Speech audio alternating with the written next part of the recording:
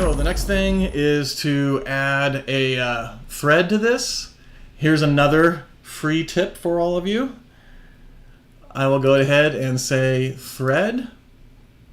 What's the face? I'll go ahead and click on this face and you'll notice that it's threading the whole thing. Well, right here, you'll notice by default it's set to full length. So I'm going to turn that guy off, and now I can specify the length of the thread. Well, I know according to the drawing it's 1/2 inch.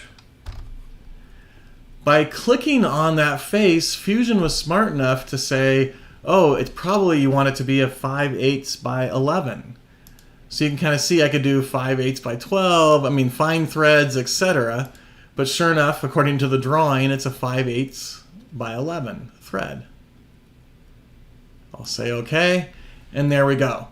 Now, you'll notice that these threads are just like a decal, almost like a sticker.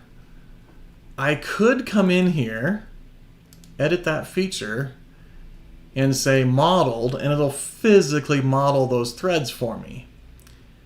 But I would recommend not doing this unless absolutely necessary. For example, maybe you're 3D printing it or something like that.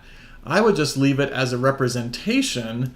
That way it kind of speeds up everything. With all those extra edges and faces, it can start to slow down your machine as it's trying to calculate shadows and occlusions and all that kind of stuff. So I usually leave them as decals like you see there.